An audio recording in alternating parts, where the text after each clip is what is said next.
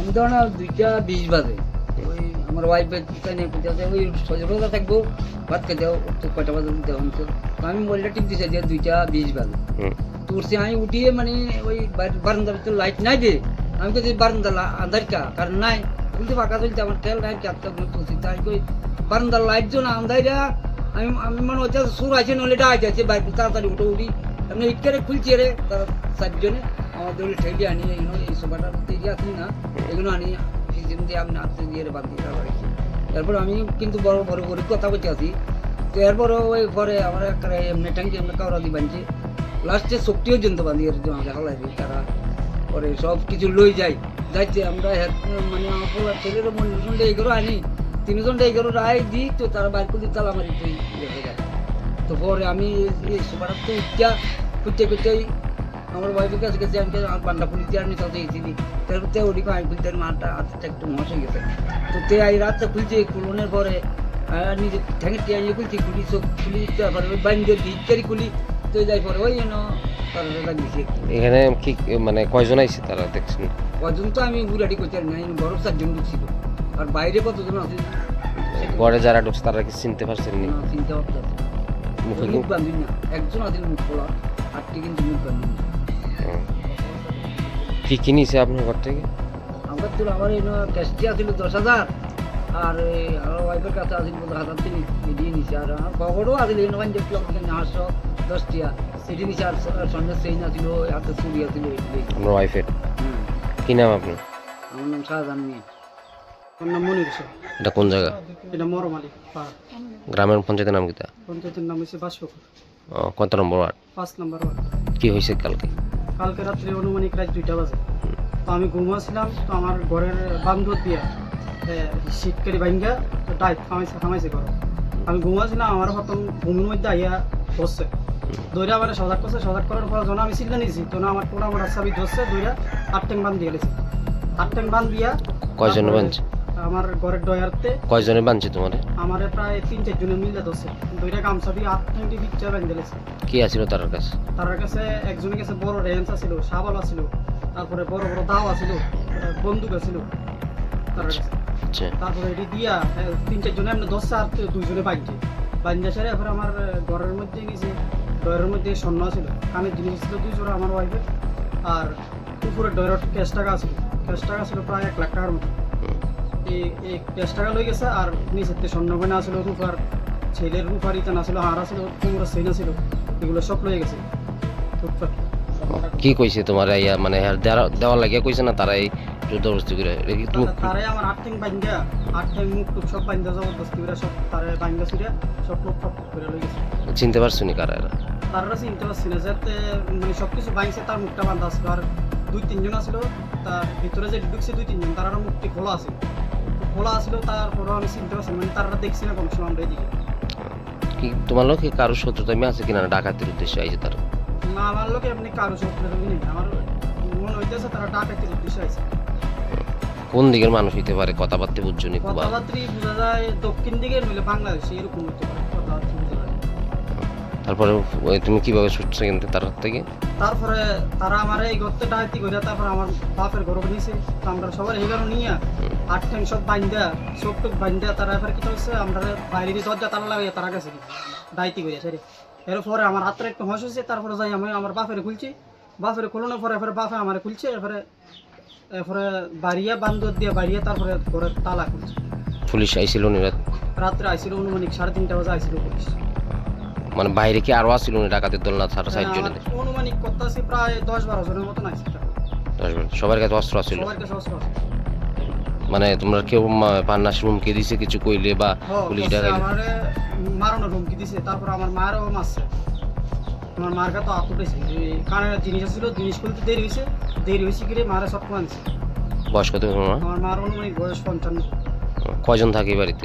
বাড়িতে আমরা থাকি 5 জন থাকি।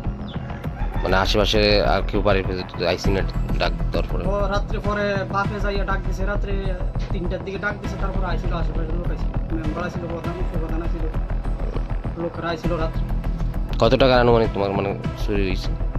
ক্যাশ টাকা আনুমানিক 1,30,000, আর স্বর্ণগোনা সব মিলে আনুমানিক আপনার 4-5 লাখ টাকার মতো। কি করেন? কি করো তুমি? আমি আমার বাগান আছে আর কৃষিকাজ করি।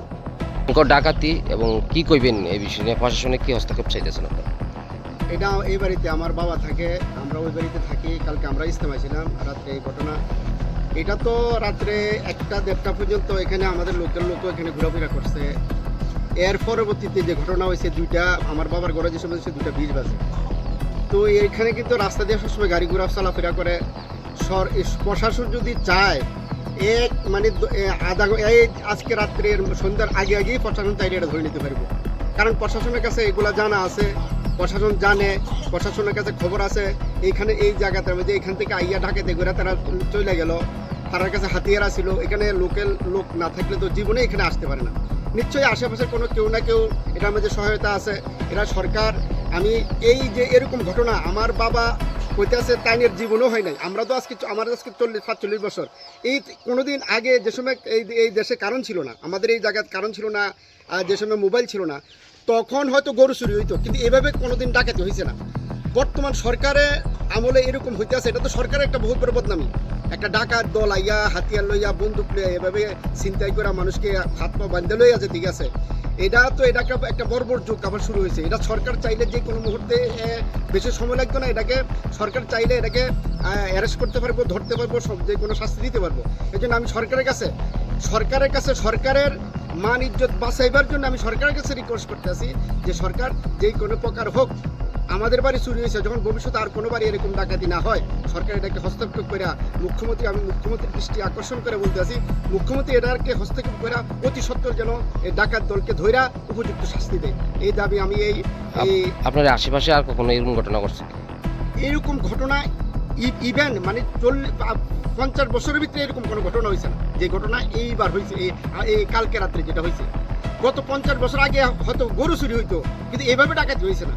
যেই কাণ্ডটা আজকে হয়েছে, এই রাত্রে হয়েছে, এটা নিশ্চয়ই এটা প্রশাসনের ব্যর্থতা। আমি পুরোপুরি করি, এটা পুরো প্রশাসনের ব্যর্থতা। এবং প্রশাসন চাইলে এটাকে অতি সত্বর ধরতে পারে। এখানে মোবাইল নিয়েছে কি, ক্যাশ টাকা নিয়েছে কি, সরকার যে কোনো সোর্সে এটা বার করতে পারবে। এটা আমি সরকারের কাছে, এটা আমার বিশ্বাস, সরকার যদি চায় এটা অবশ্যই ধরতে পারবে।